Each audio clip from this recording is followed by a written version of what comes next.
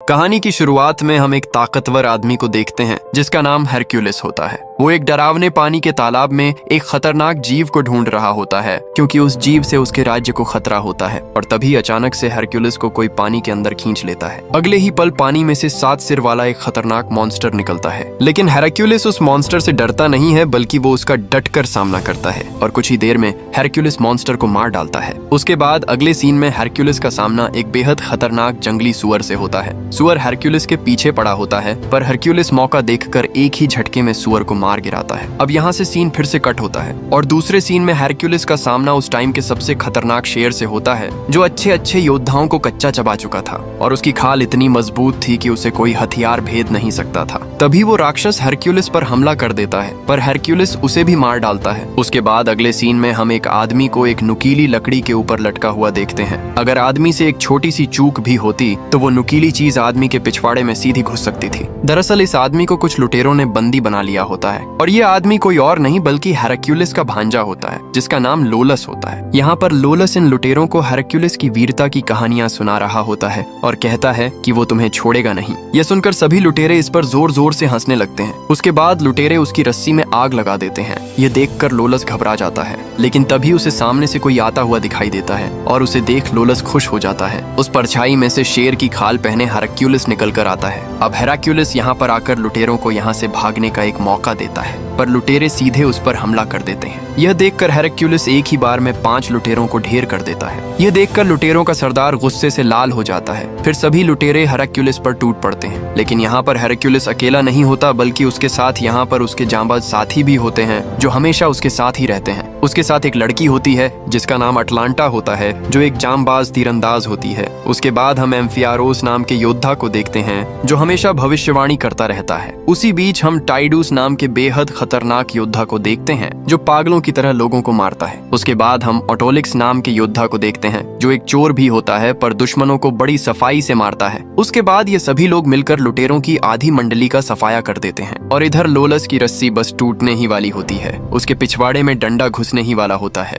लेकिन उससे पहले ही हरक्यूलिस उसे थोड़ा सा पीछे धकेल कर बचा लेता है और नुकीली चीज उसकी दोनों टांगों के बीच आ जाती है। उसके बाद हरक्यूलिस बचे हुए लुटेरों को जाने देता है पर उनके सरदार को मार देता है। उसके बाद एम्फियारोस यहाँ पर एक भविष्यवाणी करता है जिसमें वो कहता है, एक शेर और कौए का अनोखा गठजोड़ लाशों के समंदर में लड़ते हुए। ये कहकर वो अपनी भविष्यवाणी पूरी करता है। फिर अगले सीन में हम इन सभी को एक क्लब में खाते पीते और मस्ती करते देखते हैं जहाँ हरक्यूलिस और ऑटोलिक्स आज कमाए हुए सोने के सिक्के गिनते हैं और यहाँ पर सभी मजे कर रहे होते हैं। तभी यहाँ पर थ्रेस राज्य की एक राजकुमारी हरक्यूलिस को ढूंढते हुए आ जाती है जिसका नाम अर्जेनिय होता है। वो हरक्यूलिस से कहती है कि वो थ्रेस के राजा कोटिस की बेटी है। उनके राज्य पर एक रिसस नाम का राजा हमला कर रहा है। वो बेगुनाहों को मार रहा है और हमारे राज्य की फसलों को बर्बाद कर रहा है। इसलिए राजकुमारी अर्जेनिय हरक्यूलिस से अपने राज्य की ओर से लड़ने के लिए कहती है। ये सुनकर ऑटोलिक्स राजकुमारी से बहुत सारा सोना मांगता है। उसके बाद राजकुमारी भी हरक्यूलिस की मदद के बदले उसके वजन से 2 गुना सोना देने के लिए मान जाती है। ये देखकर सभी के होश उड़ जाते हैं क्योंकि उनको इस काम के बाद इतना सारा सोना मिलने वाला होता है कि वो जिंदगी भर बैठकर अय्याशी कर सकते हैं। पर उसी बीच लोलस नोटिस करता है कि एम्फियारोस ने जो भविष्यवाणी की थी वो सच होती हुई दिखाई दे रही थी क्योंकि राजकुमारी के राज्य का राजकीय पक्षी कौवा है और शेर हमारा हरक्यूलिस है। अब दोनों एक गठजोड़ होकर दूसरे राज्य से लड़ने वाले हैं। उसके बाद हरक्यूलिस और उसके सभी साथी राजकुमारी के साथ उसके राज्य थ्रेस आ जाते हैं और यहाँ पूरा थ्रेस राज्य हरक्यूलिस के स्वागत में खड़ा होता है। पर हरक्यूलिस यहाँ के आम लोगों को देखता है जो अपने ही राज्य में भिखारियों की तरह रह रहे होते हैं, पर हरक्यूलिस इन पर ज्यादा ध्यान नहीं देता और रथ से उतरकर थ्रेस के सेनापति से मिलता है। सेनापति हरक्यूलिस को देखकर उसकी बेइज्जती करते हुए कहता है, बहुत बड़ी बड़ी बातें सुनी थी तुम्हारे बारे में और अब लगता है कि वो सिर्फ बातें ही थीं। यह सुनकर हरक्यूलिस कुछ कहता उससे पहले ही राजकुमारी उसे अपनी बातों में उलझा लेती है। उसी बीच यहाँ पर राजकुमारी का बेटा भागते हुए आता है क्योंकि वो हरक्यूलिस का बहुत बड़ा फैन होता है। उसने हरक्यूलिस की हर कहानी सुन रखी थी। उसके बाद वो हरक्यूलिस की बहुत तारीफ करने लगता है, पर उसकी माँ उसे उसी वक्त पकड़कर महल में ले जाती है। उसके बाद हरक्यूलिस को राजा कोटिस का बुलावा आता है, पर उससे पहले हमें एक दूसरे सीन में 3 साल पहले का दृश्य दिखाया जाता है जहाँ हरक्यूलिस और उसके साथी उस 7 सिर वाले शेषनाग को मारकर उसका कटा हुआ सिर राजा यूरिशथियस के कदमों में रख देते हैं। अब उसे देखकर पता चलता है कि वो कोई मॉन्स्टर नहीं बल्कि उसके भेष में कोई दुश्मन था जो हरक्यूलिस को मारना चाहता था। अब हरक्यूलिस के इस बड़े कारनामे को देखकर उसका पूरा राज्य खुश होता है। उसके बाद राजा हेरक्युलिस को पूरे राज्य की जनता के सामने सम्मानित करता है। वहीं हम हेरक्युलिस की पत्नी और उसके बच्चों को देखते हैं जो हेरक्युलिस के इस कारनामे पर बहुत खुश होते हैं। अब हेरक्युलिस अपनी पत्नी की ओर देखता है और तभी दूसरे सीन में वो एक भयानक दृश्य देखता है। उसकी पत्नी और बच्चों का कोई खून कर देता है। ये दृश्य देखकर हेरक्युलिस एकदम से चौंक जाता है। उसके बाद वो सीधे राजा कोटिस से मिलने जाता है। अब यहाँ पर राजा हेरक्युलिस को देखकर बहुत खुश होता है। फिर हेरक्युलिस राजा को अपने साथियों से मिलवाता है और कहता है, इनके बगैर मैं कुछ भी नहीं हूँ। तभी राजा इनमें से एम्फियारोस को पहचान लेता है, क्योंकि वो एक मशहूर ज्योतिष है और उसने अपनी खुद की मौत कब होगी वो भी देख रखा है। इसलिए वो किसी भी लड़ाई में कूद जाता है, क्योंकि उसे पता होता है कि उसकी मौत अभी नहीं होगी। उसके बाद राजा अटलांटा को देखकर कहता है कि इस जंग में हम किसी औरत को नहीं भेज सकते, नहीं तो हमारी बदनामी हो जाएगी। यह सुनकर अटलांटा तुरंत अपनी खूबी दिखाती है। ये देखकर राजा अपनी बात वापस ले लेता है। उसके बाद सभी लोग राजा के साथ खाना खाते हैं और खाना खाते हुए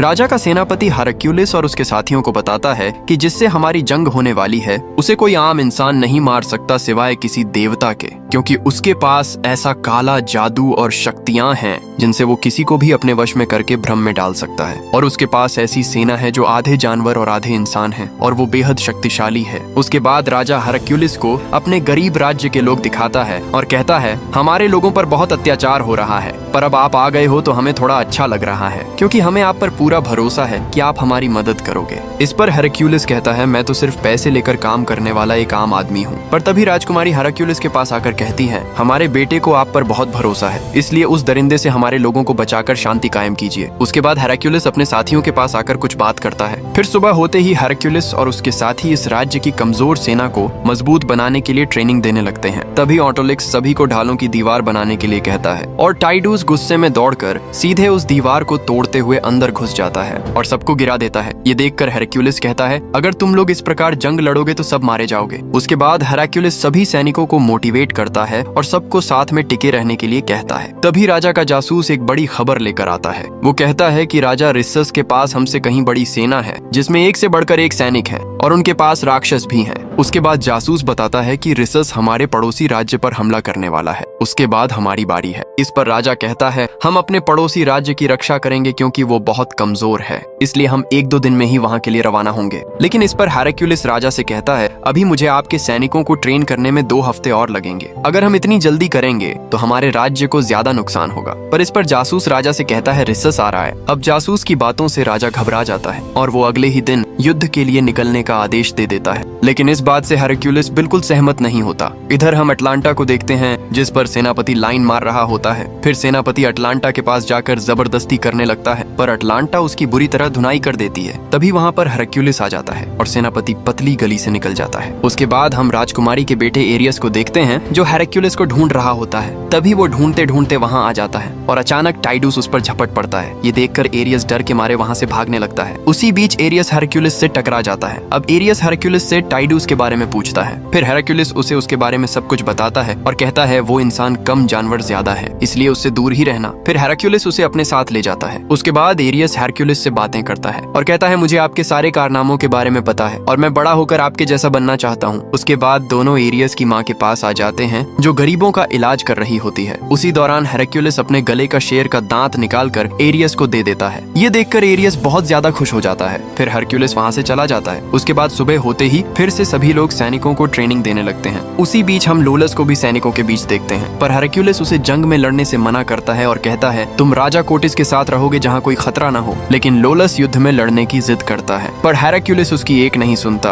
और उसे वहाँ से राजा के पास भेज देता है। उसके बाद हेरक्युलिस और उसके साथी पूरी सेना को ट्रेन करके मोटिवेट कर देते हैं। फिर राजा कोटिस की पूरी सेना युद्ध के लिए निकल जाती है। दिन रात कई किलोमीटर चलने के बाद राजा की सेना अपने पड़ोसी राज्य पहुंचती है, पर तब तक बहुत देर हो चुकी थी। सामने का नजारा देखकर सभी के होश उड़ जाते हैं। ज्यादा कोहरा होने की वजह से कुछ भी ठीक से दिखाई नहीं दे रहा होता। तब हेरक्युलिस और राजा पास जाकर देखते हैं और उन्हें वहाँ कई लोगों के कटे हुए सिर लकड़ियों पर लटके हुए दिखाई देते हैं। वहीं कौए उन खोपड़ियों में से आंखें निकाल निकाल कर खा रहे होते हैं। ये देखकर सबकी रूह कांप जाती है। दरअसल रिसस यहाँ पहले ही आकर सब कुछ खत्म कर चुका था। उसके बाद हेरक्युलिस सभी को पैदल आगे बढ़ने के लिए कहता है और आसपास लाशों के ढेर लगे पड़े होते हैं। ये देखकर एम्फियरोस कहता है, शेर और कौए लाशों के ढेर में लड़ते हुए लगता है मेरी भविष्यवाणी सच हो गई है। तभी हरक्यूलिस को यहाँ का सन्नाटा देखकर कुछ गड़बड़ी लगती है, तो वो सभी को रोककर आगे जाकर देखता है और वो लाशों को देखकर कहता है ये लाशें सड़ रही हैं, मतलब ये लाशें लगभग 1 हफ्ते पुरानी हैं। वहीं टाइडूस लाश का खून चक्कर देखता है और वहीं लोलस और सेनापति को कुछ अलग लाशें दिखाई देती हैं, तो वो उन्हें गौर से देखने लगते हैं। तभी अचानक वो उन पर हमला कर देते हैं। दरअसल ये लोग मरने का नाटक कर रहे होते हैं। यह देखकर तुरंत हेराक्यूलिस उसे उठाकर फेंक देता है और अब इनको पता चलता है कि ये लोग रिसस के जाल में फंस चुके हैं, क्योंकि उसके खतरनाक सैनिकों ने राजा कोटिस और हेराक्यूलिस को चारों तरफ से घेर लिया होता है। यह देखकर हेराक्यूलिस तुरंत राजा को सेफ रखने के लिए उसके चारों ओर दीवार बनाने को कहता है। उसके बाद जल्दी से राजा के चारों तरफ एक दीवार बनाई जाती है। हेराक्यूलिस एम्फियारोस से पूछता है तुम्हारी भविष्यवाणी के हिसाब से क्या हम इस जंग में मारे जाएंगे? इस पर एम्फियारोस कहता है मैं तो नहीं मरूंगा, पर तुम्हारा नहीं कह सकता। उसके बाद कबीले के सभी लोग जोर जोर से चिल्लाने लगते हैं। यह देखकर हेराक्यूलिस लड़ाई के लिए तैयार हो जाता है। तभी एक सैनिक हमला करता है, पर हेराक्यूलिस उसे एक ही घूंसे में ढेर कर देता है और वो दूर जाकर गिरता है। यह देखकर उसके साथियों की बोलती बंद हो जाती है और हेराक्यूलिस की सेना खुश होकर हेराक्यूलिस के नारे लगाने लगती है। यह देखकर सेनापति के भी होश उड़ जाते हैं। अब हेराक्यूलिस जोर से दहाड़ मारकर सभी का हौसला बढ़ाता है। उसके बाद कबीले के सभी लोग एकदम चारों तरफ से इन लोगों पर टूट पड़ते हैं और यहाँ पर एक खतरनाक युद्ध शुरू हो जाता है। अब हेराक्यूलिस और उसके सभी साथी दुश्मनों पर हमला करते हैं और एक एक करके दुश्मनों को मारने लगते हैं। अब दुश्मन ज्यादा होने की वजह से ढाल तोड़ने की कोशिश करने लगते हैं, पर इस बार दीवार मजबूत होती है और दुश्मन उसे तोड़ नहीं पा रहे होते हैं। इधर हेराक्यूलिस एक बार में 5-5 दुश्मनों को मार गिराता है। वहीं अटलांटा भी अपने तीरों से कई दुश्मनों को ढेर कर देती है और एम्फियारोस भी कम नहीं पड़ता। सभी लोग एक साथ दुश्मनों पर टूट पड़ते हैं। उसके बाद कई घंटों तक युद्ध चलने के बाद दुश्मन ज्यादा होने की वजह से वो लोग ढाल तोड़कर अंदर घुसने लगते हैं। वहीं अटलांटा ऊपर चढ़कर अपने साथियों को कवर देती है। तभी एक दुश्मन ऊपर चढ़कर अटलांटा को मारने जाता है, पर ऑटोलिक्स वहीं से एक चाकू फेंक कर उसे मार देता है। उसके बाद दुश्मन इन लोगों पर भारी पड़ने लगते हैं। ये देखकर हेराक्यूलिस तुरंत रथ लाता है और उससे दुश्मनों को मारने की कोशिश करता है। वहीं एम्फियारोस अपने रथ के दोनों तरफ धारदार ब्लेड निकाल देता है और दुश्मनों को काटते हुए चला जाता है। उसी बीच एक दुश्मन राजा पर हमला करने आ रहा होता है, लेकिन तभी हेराक्यूलिस उसे कुचल देता है। उसके बाद हेराक्यूलिस और उसके साथी दुश्मनों को भगा भगा कर मारते हैं। ये देखकर दुश्मन यहाँ से दुम दबाकर भागने लगते हैं। अब थ्रेस का राजा इस जंग को जीत जाता है, लेकिन वहीं से रिसस का एक अश्वमानव सैनिक ये सब देख रहा होता है। उसके कुछ देर बाद राजा कोटिस दुखी होकर वहाँ बैठा होता है और वो हेराक्यूलिस से कहता है हमारी आधी सेना तो यहीं मारी जा चुकी है, आगे हम रिसस से कैसे लड़ेंगे? इस पर हेराक्यूलिस राजा से कहता है मैंने आपसे पहले ही कहा था कि आपकी सेना बहुत कमजोर है, वो लड़ने योग्य नहीं है, मुझे उन्हें मजबूत बनाने में थोड़ा समय लगेगा। यह सुनकर अब राजा भी मान जाता है। इधर सेनापति अपने जासूस की खबर गलत निकलने पर उसे सजा देने वाला होता है, पर उससे पहले ही ऑटोलिक्स उसे ऐसा करने से रोक देता है और गलती इंसान से ही होती है कहकर उसे बचाकर अपने साथ ले जाता है। उसके बाद वहाँ पर राजकुमारी अर्जेनिया भी आ जाती है और वो हेराक्यूलिस के घावों पर दवाई लगाती है। दवाई लगाते लगाते राजकुमारी हेराक्यूलिस से उसकी फैमिली और बच्चों के बारे में पूछ लेती है क्या तुम्हारे बच्चे हैं या नहीं, लेकिन इस पर हेराक्यूलिस अजीब बर्ताव करता है और उसे वहाँ से जाने के लिए कह देता है। उसके बाद राजकुमारी चुपचाप वहाँ से चली जाती है। उसके बाद हेराक्यूलिस सो जाता है और अगले सीन में हम एक गिलास गिरते हुए देखते हैं। हेराक्यूलिस के हाथ खून में सने हुए होते हैं, वहीं उसकी पत्नी और बच्चे मरे पड़े होते हैं। उसके बाद राजा यूरिस्थियस हेराक्यूलिस पर अपनी पत्नी और बच्चों को जान से मारने का इल्जाम लगा देता है और पूरे राज्य में और आसपास के राज्यों में ये बात फैल जाती है कि हेराक्यूलिस ने गुस्से और पागलपन में अपने ही बीवी और बच्चों को मार दिया है। उसके बाद सभी लोग हेराक्यूलिस से डरने लगते हैं। तभी उसकी नींद खुल जाती है और वो बहुत ज्यादा घबरा जाता है। उसी बीच हेराक्यूलिस को कुछ अजीब बच्चों की आवाजें आती हैं, तो वो तुरंत उस आवाज का पीछा करते हुए वहाँ आ जाता है। यहाँ पर चारों तरफ लाशें ही लाशें पड़ी होती हैं और उन्हीं लाशों में उसकी फैमिली भी मरी पड़ी होती है। ये देखकर हेराक्यूलिस अंदर तक हिल जाता है। तभी वहाँ पर एक 3 सिर वाला भेड़िया आकर उन लाशों को खाने लगता है। यह देखकर हेराक्यूलिस अपने बच्चों को बचाने के लिए भागता है और भेड़िया भी उसे देखकर उस पर हमला करने आगे बढ़ता है, पर हेराक्यूलिस उसे भाले से मारता है तो वहाँ पर कोई नहीं होता। तभी टाइडूस वहाँ आकर उसे संभालता है। अब हेराक्यूलिस पूरी तरह से टूट चुका होता है, क्योंकि अब उसे भी लगने लगा होता है कि शायद उसने सच में अपनी फैमिली को नशे की हालत में मार दिया है। उसके बाद हेराक्यूलिस सुबह उठकर मुंह धोता है। तभी एम्फियारोस हेराक्यूलिस को अपनी भविष्यवाणी के बारे में बताता है और उसे अपने आप पर कंट्रोल करने के लिए कहता है। उसके बाद राजकुमारी अर्जेनिया हेराक्यूलिस के साथियों के साथ आकर बैठ जाती है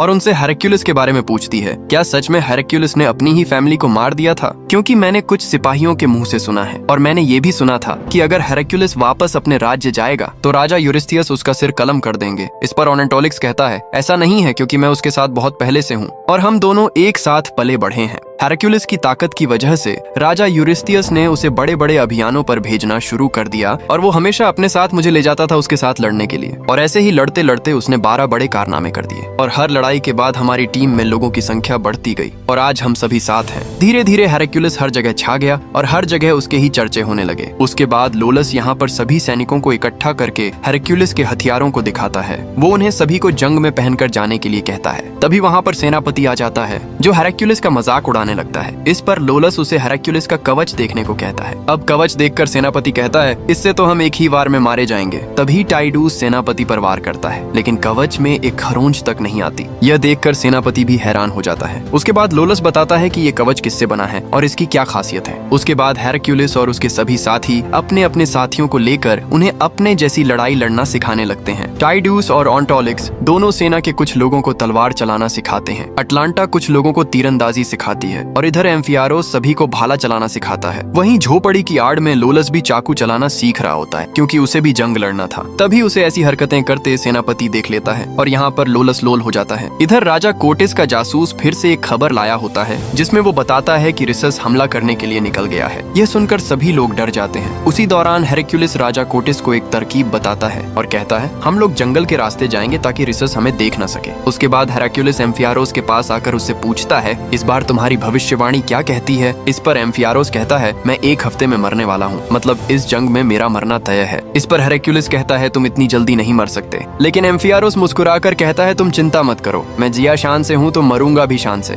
अब यहाँ पर सैनिक ढाल की एक पक्की दीवार बनाते हैं। टाइडूस फिर से उस दीवार को तोड़ने जाता है, लेकिन इस बार वो उससे टकराकर नीचे गिर जाता है। मतलब अब इन लोगों ने कमजोर सेना को ताकतवर बना दिया होता है। उसके बाद ये लोग तुरंत रिसस से जंग लड़ने के लिए निकल जाते हैं। अब राजा कोटिस की पूरी फौज युद्ध के मैदान पर पहुंच जाती है, लेकिन यहाँ पर उन्हें कोई दुश्मन दिखाई नहीं दे रहा होता। ये देखकर हेरक्युलिस को शक होता है। तभी इधर ऊंचाई पर अश्वमानवों की फौज दिखाई देती है और आधे इंसान आधे जानवर वाली फौज देखकर सभी के पसीने छूट जाते हैं। तभी वहाँ पर राजा रिसस की पूरी फौज आ जाती है जो नीचे झील में छुपी हुई थी। ये देखकर हेरक्युलिस भी थोड़ा डर जाता है। उसके बाद अश्वमानव आगे बढ़ते हैं, पर वो असली अश्वमानव नहीं होते, बल्कि वो ऊंचाई पर वैसे दिखाई दे रहे थे। यह देखकर सभी को राहत मिलती है। फिर दुश्मन हेरक्युलिस और राजा के पास आकर अपनी पहचान बताते हैं। रिसस हेरक्युलिस से कहता है, अब तुम्हारी गाथाएं यहीं खत्म हो जाएंगी। उसके बाद दूसरा सैनिक अपना मास्क उतारता है तो सभी के होश उड़ जाते हैं, क्योंकि ये कोई और नहीं बल्कि राजा कोटिस का जासूस होता है, जो अभी तक राजा को गलत गलत खबरें दे रहा था और राजा को फंसाने का काम कर रहा था। ये देखकर सभी हैरान हो जाते हैं क्योंकि उनके साथ स्कैम हो चुका था। उसके बाद रिसस वहाँ से चला जाता है। इधर हेरक्युलिस राजा और लोलस को सुरक्षित रखने के लिए उन्हें फौज के बीच में भेज देता है। अब हेरक्युलिस अपनी फौज को मोटिवेट करता है और कहता है, तुम भी किसी से कम नहीं हो। आज तुम्हें मौका मिला है अपनी खुद की एक गाथा लिखने का, तो पीछे मत हटना और डट कर लड़ना। ये सुनकर सभी लोग जुनून से भर जाते हैं। तभी रिसस की फौज हमला बोल देती है। ये देखकर हेरक्युलिस अपनी फौज को ढाल की पक्की दीवार बनाने के लिए कहता है। इधर रिसस की फौज बहुत पास आ जाती है। तभी साइड से अटलांटा रथों से हमला करती है और एक एक करके अपने तीरों से दुश्मनों को मारने लगती है। तभी नीचे से सभी तीरंदाज अपने तीर छोड़ने लगते हैं, जिससे रिसस के कई सैनिक एक ही बार में मारे जाते हैं। अब हेरक्युलिस और उसके सभी साथी एक साथ टूट पड़ते हैं और वो भी एक एक करके दुश्मनों को मारने लगते हैं। तभी रिसस आग वाले तीर चलवा देता है। ये देखकर हेरक्युलिस जल्दी से अपने सैनिकों को ऊपर ढाल उठाने के लिए कहता है। ये देखकर एम्फियारोस को लगता है कि उसका समय आ गया है, तो वो अपने हाथ फैलाकर मरने के लिए खड़ा हो जाता है, लेकिन सारे तीर उसके चारों तरफ गिर जाते हैं और उसे एक भी तीर नहीं लगता। ये देखकर उसे लगता है कि शायद आज मरने का दिन नहीं है। इधर हेरक्युलिस का एक भी सैनिक नहीं मरता। ये देखकर रिसस भी हैरान हो जाता है। फिर हेरक्युलिस की सेना धीरे धीरे आगे बढ़ने लगती है। ये देखकर रिसस की सेना वहाँ से दुम दबाकर भागने लगती है। ये देखकर रिसस को बहुत गुस्सा आता है और वो अकेला ही हेरक्युलिस को मारने के लिए उसकी ओर आने लगता है। हेरक्युलिस भी वहीं खड़ा रहता है। तभी रिसस हेरक्युलिस पर हमला करता है, लेकिन हेरक्युलिस उसे घोड़े सहित उठाकर फेंक देता है। उसके बाद राजा कोटिस रिसस को बंदी बनाकर अपने राज्य में ले आते हैं। ये देखकर उसके राज्य के लोग बहुत खुश होते हैं और वो लोग रिसस पर पत्थरों से हमला करने लगते हैं। उसके बाद राजा का सेनापति भी रिसस को लात मारकर गिरा देता है और उसके मजे लेने लगता है, लेकिन तभी हेरक्युलिस वहां आकर ये सब रोक देता है और वो रिसस को अपने साथ आगे ले जाता है। उसी दौरान रिसस हेरक्युलिस से कहता है, तुम बहुत गलत लोगों की मदद कर रहे हो, मैंने किसी पर बेवजह जुल्म नहीं किए हैं। तभी सेनापति उसे वहां से ले जाता है और हेरक्युलिस रिसस की बातों पर गौर करने लगता है। उसके बाद रात में जंग जीतने की खुशी में जश्न मनाया जा रहा होता है। वहीं राजा रिसस भी बंधा हुआ होता है, जिसे राजकुमारी बहुत दुखी मन से देख रही होती है। तभी वो रिसस को पानी पिलाने जा रही होती है, पर कोटिस उसे जाने से मना कर देता है। तभी सेनापति राजा कोटिस को एक ताज पहनाते हुए कहता है कि अब थ्रेस एक हो गया। तभी ऑन्टोलिक्स हेराक्युलिस से कहता है, हमारा काम हो गया है, अब अपने पैसे लो और चलो यहाँ से। लेकिन यहाँ पर हेरक्युलिस को रिसस की बातें सता रही होती हैं और राजकुमारी भी रिसस के लिए दुखी हो रही होती है। ये देखकर हेरक्युलिस सीधे राजकुमारी के पास जाकर कहता है, मैंने तुम्हारे अंदर रिसस के लिए हमदर्दी देखी, क्यों तुम हमसे कुछ छुपा रही हो? उसके बाद राजकुमारी हेरक्युलिस को सारी बात बताती है और कहती है कि हमने आपको झूठ बोलकर यहाँ पर लाया है। अगर हम ऐसा नहीं करते तो कोटिस हमारे बेटे को मार देते, क्योंकि उससे पहले उन्होंने हमारे पति को मार दिया। हमारे पति राजा थे, पर हमारे पिताजी ने उनको जहर देकर मार दिया और उनकी हुकूमत छीन ली, और हमने यह सब सिर्फ अपने बच्चे को बचाने के लिए किया है। उसके बाद राजकुमारी हेराक्युलिस से उसके बच्चे को यहाँ से अपने साथ ले जाने के लिए कहती है ताकि उसकी जान बच सके, लेकिन हेराक्युलिस इससे साफ इनकार कर देता है। तभी वहाँ पर सेनापति आ जाता है और कहता है, राजा ने तुम्हें बुलाया है। फिर हेराक्युलिस सीधे राजा कोटिस के पास जाता है और उसे गद्दार कहता है, पर कोटिस हेराक्युलिस को बेइज्जत करते हुए खुद को महान राजा बताता है और हेराक्युलिस को एक मामूली गुंडा बताता है जो पैसों के लिए कहीं भी लड़ता फिरता है। इसके बाद कोटिस कहता है, तुमने पैसे लेकर हमारा सपना पूरा किया वो ठीक है, पर अब हमारा ख्वाब है कि हम एक बड़ी सल्तनत बनाएं। तुमने जो हमारी फौज को अपने पैंतरों से लड़ना सिखाया है, अब वही लोग हमारे और सैनिकों को लड़ना सिखाएंगे, और ऐसे ही करते करते हम एक ताकतवर और मजबूत सेना खड़ी कर लेंगे। तभी कोटिस हेरक्युलिस को बच्चों का हत्यारा कह देता है। यह सुनकर हेरक्युलिस को बहुत ज्यादा गुस्सा आ जाता है और वो कोटिस को पीटने ही वाला होता है, पर किसी वजह से रुक जाता है। उसके बाद कोटिस कहता है, हमें तुम्हारी कोई जरूरत नहीं है, तुम अपना सोना लेकर यहाँ से जा सकते हो। फिर हेरक्युलिस और उसके साथी अपना सोना लेकर वहाँ से जाने लगते हैं, पर हेरक्युलिस वहाँ से जाने से मना कर देता है और कहता है, थ्रेस को हमारी जरूरत है, मैं यहाँ पर बेगुनाहों को मरने नहीं दे सकता। इस पर ऑन्टोलिक्स कहता है, भाड़ में जाए थ्रेस, हमारे पास सोना है, यहाँ से जाकर हम मनचाही जिंदगी जी सकते हैं। फिर हेरक्युलिस अपना सोना देते हुए ऑटोलिकस से कहता है, यह भी ले जाओ, पर मैं यहाँ से रिसस की मदद किए बिना नहीं जाऊंगा। अब यह देखकर सभी लोग हेरक्युलिस का साथ देने के लिए मान जाते हैं, पर ऑन्टोलिक्स इन सभी का सोना लेकर अकेला ही वहाँ से चला जाता है। उसके बाद ये सभी लोग सीधे महल के अंदर घुस जाते हैं, पर कोटिस पहले से तैयार बैठा होता है और वो इन सभी को चारों तरफ से घेर लेता है। सेनापति हेरक्युलिस को हथियार डालने पर मजबूर कर देता है। उसके बाद सभी लोग अपने अपने हथियार नीचे रख देते हैं। तभी वहाँ पर राजकुमारी को भी अपने बेटे के साथ लाया जाता है, क्योंकि सेनापति ने राजकुमारी को हेरक्युलिस से बातें करते हुए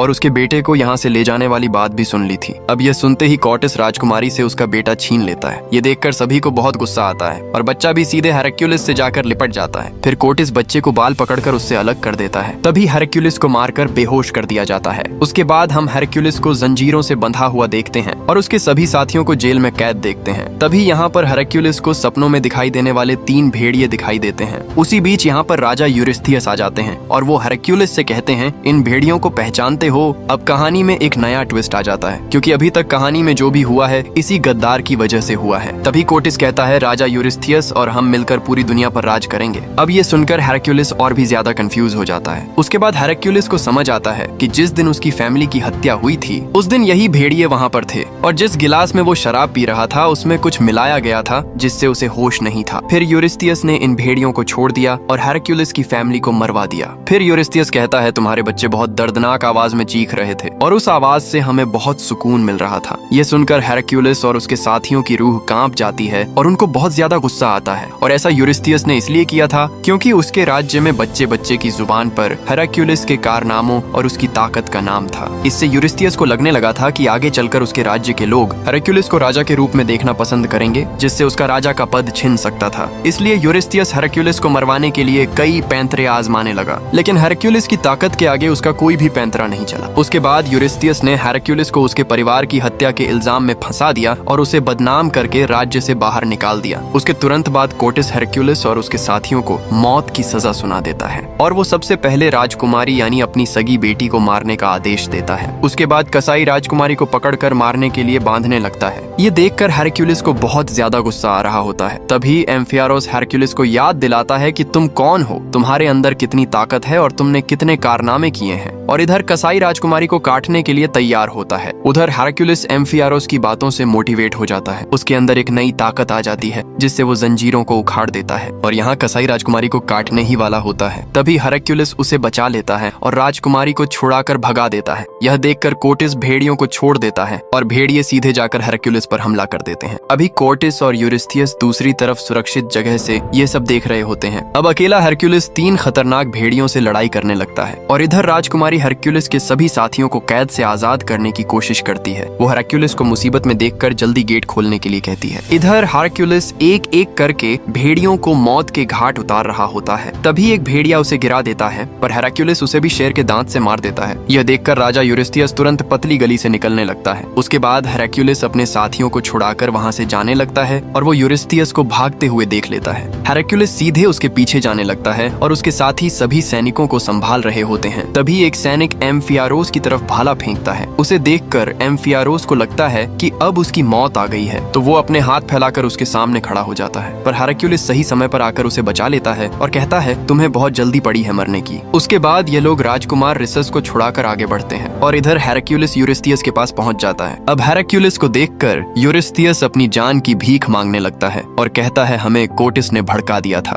इसलिए हमने ये कदम उठाया था, हमें माफ कर दो। लेकिन हेरक्युलिस उसकी एक नहीं सुनता। वो उसे उठाकर फेंक देता है और अगले ही पल हेरक्युलिस उसे जान से मार डालता है। लेकिन तभी पीछे से कोर्टिस का सेनापति आ जाता है और वो हेरक्युलिस पर पीछे से वार करके उसे गिरा देता है। फिर वो हेरक्युलिस को मारने ही वाला होता है, तभी पीछे से लोलस आकर सेनापति को मार देता है और हेरक्युलिस को बचा लेता है। उसके बाद सभी लोग राजकुमारी के बेटे को ढूंढने चले जाते हैं और बाहर कोर्टिस अपनी पूरी फौज के साथ खड़ा होता है। ये देखकर सभी रुक जाते हैं। फिर हेरक्युलिस कोर्टिस की फौज से कहता है हम जंग में साथ थे, मैंने तुम्हें लड़ना सिखाया, तुम्हें काबिल बनाया, अब तुम मेरा साथ दो। पर कोर्टिस अपनी फौज को डराते हुए कहता है जो भी हेरक्युलिस का साथ देगा वो मारा जाएगा। तभी कोर्टिस राजकुमारी के बेटे को मारने की धमकी देता है और कहता है अगर तुम मेरे सामने नहीं झुके तो मैं इसे मार दूंगा, और वो 3 तक गिनने लगता है। लेकिन तभी वहाँ पर ऑन्टोलिक्स आ जाता है। वो बच्चे को पकड़े हुए सैनिक को मार देता है और बच्चा वहाँ से भागने लगता है। तभी टाइडूस बच्चे के सामने आकर उसे कवर देने लगता है और उसी बीच टाइडूस को एक तीर लग जाता है, पर वो फिर भी आगे बढ़ता है और सैनिकों पर टूट पड़ता है। वो सभी को मार देता है पर उसके शरीर में बहुत सारे तीर लग जाते हैं और आखिरकार वो वहीं गिर जाता है। तभी पूरी फौज उन पर हमला करने के लिए आगे बढ़ने लगती है। ये देखकर वो वहाँ पर आग गिरा देते हैं और हेरक्युलिस टाइडूस को उठाकर वहाँ से ले जाने लगता है। वो उसे सुरक्षित जगह पर ले आता है। तभी फौज को रोकने के लिए फिर से आग गिरा दी जाती है जिससे कई सैनिक आग में जल जाते हैं और कोई भी आगे नहीं आ पाता। इधर हेरक्युलिस अपने साथी को मरता देखकर बहुत ज्यादा दुखी हो जाता है। उसके बाद फौज फिर से आगे बढ़ने लगती है। यह देखकर हेरक्युलिस वहाँ बनी सबसे बड़ी मूर्ति को गिराने के लिए पूरी ताकत लगाने लगता है और हेरक्युलिस उस विशाल मूर्ति को भी गिरा देता है। ये देखकर सभी लोग हैरान रह जाते हैं। मूर्ति टूटकर नीचे गिरने लगती है।